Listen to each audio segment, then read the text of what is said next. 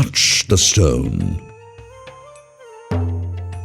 Close your eyes and visualize the large number of sculptures that we find in every city, town, village, and out in the open all over India. The sheer volume will leave us speechless. Each sculpture is so time-intensive to create that the thousands of idols, pillars, temples, and monuments are a testimonial to the unquestioned faith of the artist. It is this faith that was the drive and motivation for all his creations. So many of these works of art do not give credit to any artist. The artist is more focused on paying his tribute to his God. Such selfless devotion is what has made Hinduism and other religions born in India grow and become stronger over thousands of years. Sculpture has been the most favored medium of artistic expression in India. The tradition of Indian sculpture extends from the Indus Valley civilization, during which time small terracotta figurines were produced. The great circular stone pillars and carved lions of the Mauryan period gave way to mature Indian figurative sculpture in which Hindu and Buddhist themes were already well established. A wide range of styles and traditions subsequently flourished in different parts of India. Over the succeeding centuries, Indian sculptures had reached a form that has lasted with little change up to the present day.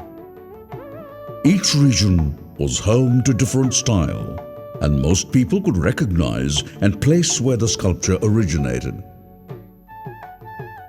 The sculptures, whether finished or unfinished, always had a tale to tell. Any object worked in stone is a document that, when correctly understood, describes its maker. Does it give us specific knowledge of the man who made it? Does it have information on the culture that made it? Probably no. But a piece of worked stone has a language inscribed on its surface that can be read by those who have learned the signs.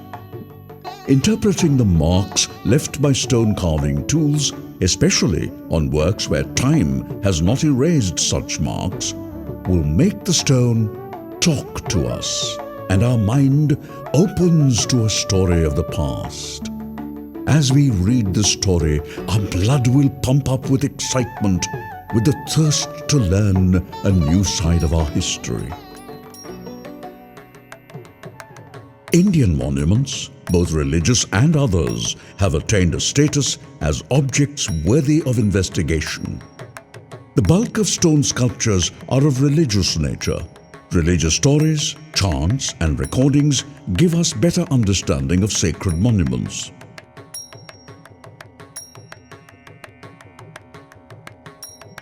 The ancient texts like the Shilpa Shastras, Agama Shastra, and other writings give us a better understanding of ancient Indian architecture, sculpture, and iconography.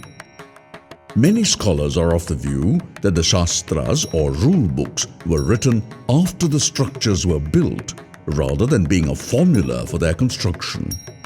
In later days, these texts were consulted and used as a rule book.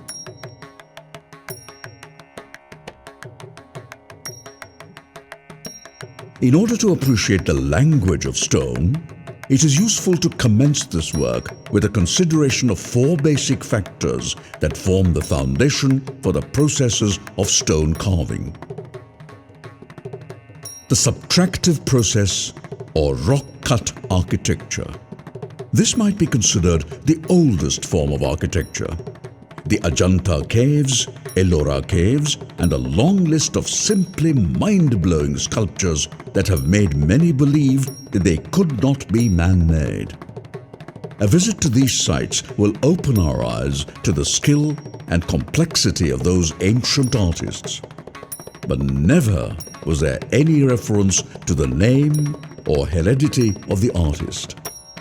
This, to me, is the greatest testimony to the faith and dedication of the artist to create art for the sake of art. Each site is an offering to the gods they believed in. The rock-cut carving process involves taking material away from the original mass. It means that most method and process in stoneworking is subtractive. Subtractive thinking requires the worker or planner always to bear in mind that once any part of the original mass is taken out, it cannot be put back. So, the planning and the execution had to be visualized and carefully planned in the mind of the creator. Any mistake cannot be corrected and will stay for eternity as a part of history. This montage of some of the sites visited by me has left me absolutely spellbound. I find that words do not do justice to the works. Our silence is the best tribute to the artist.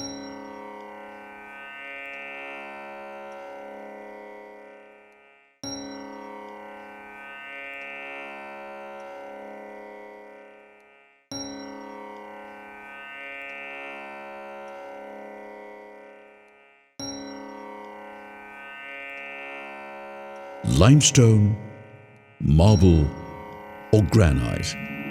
This is the selection of stones used for sculptures. The selection of the stone will depend upon the region of the country and the availability of rocks in large quantities. The finish and details of the works depend largely on the type of stone used. Limestone is the easiest to work on, while a granite block is the toughest. In Tamil Nadu, the largest volume of work is in granite. The sheer volume of work found in finished and unfinished structures makes us wonder how many skilled sculptors were there, and how was this volume of work achieved in such a short time? Frankly, my mind cannot equate the superhuman task we stand witness to.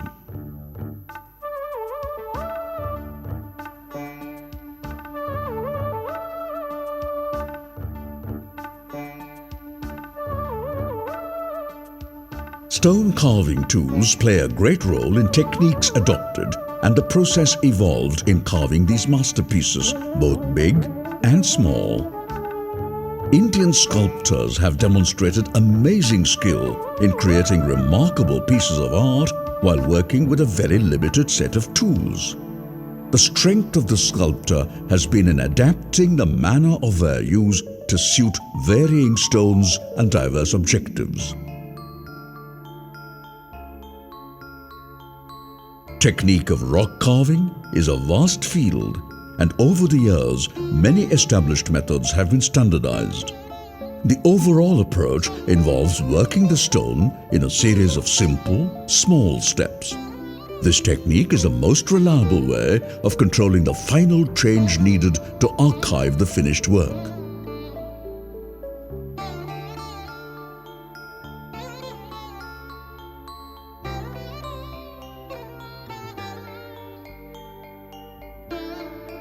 The early days of carving were those found in rock-cut structures. For many hundreds of years, this technique was used in India to make temples and monuments. Rock-cut works have many technical constraints. Finding the most suitable hillside that can be used to work on for the monument. The ideal situation is finding a hillside with a level, flat rock in front, where the monument can be excavated or carved. The sculptor has no way of knowing the size and depth of the rock face. The only way of getting this information is by starting to cut the rock and begin work.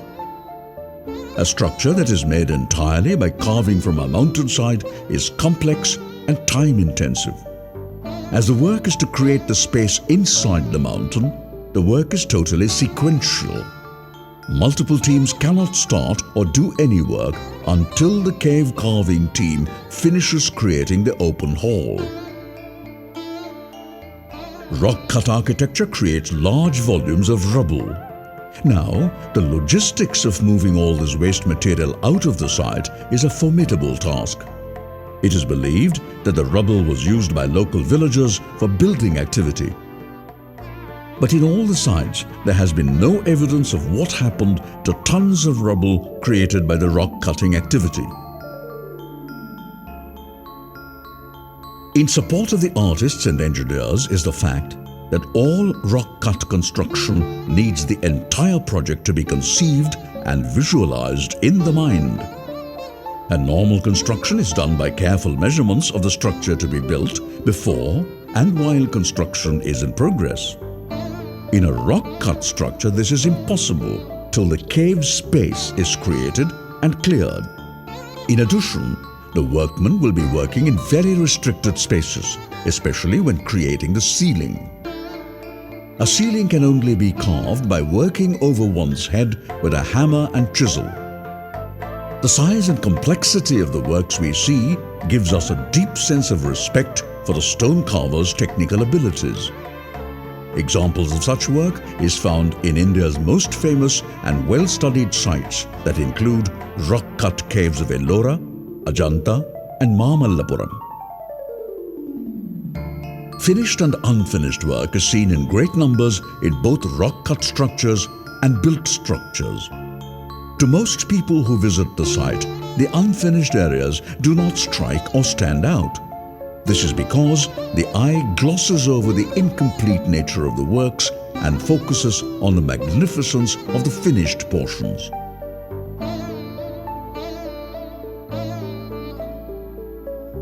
At this point, it is also important to understand the classification of unfinished work into two basic categories: that of unusable unfinished monuments versus usable unfinished monuments.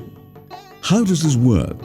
If a shrine is present inside the unfinished structure, then the structure becomes usable for worship even though not fully finished. If you visit many old temples, you will find the main sanctum is completed and used for worship. Walking around the temple, you will see many areas like pillars and panels unfinished. Yet the temple is found to be usable for worship and considered as a finished structure. If we study a range of unfinished work, both rock-cut and structural, we realize that the Shastras have a flexible concept of finished work.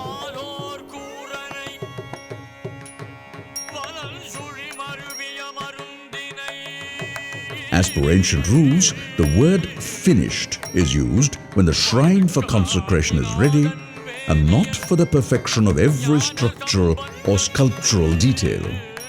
This aspect urges us to reconsider what exactly constitutes an adequate sacred space.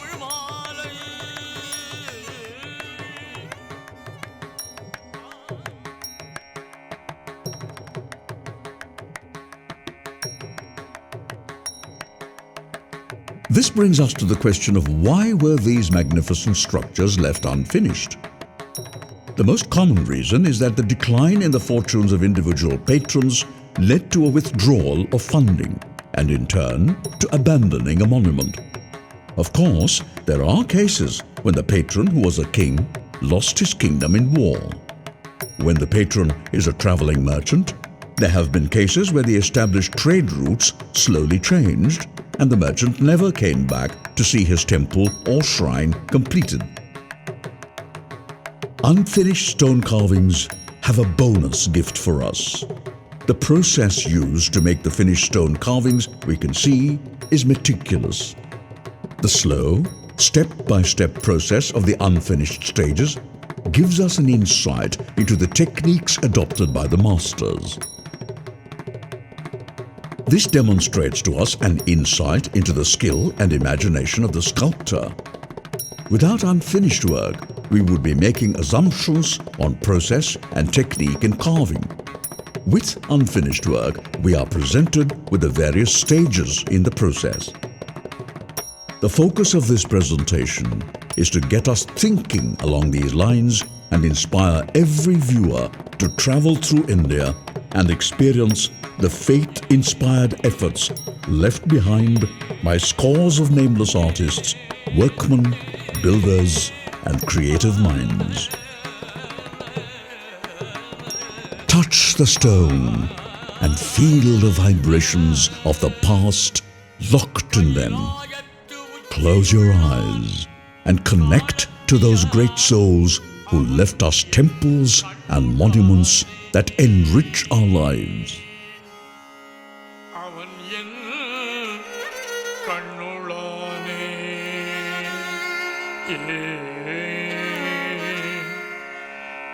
கைலாயத்து உச்சியுள்ளான் காலத்தியான்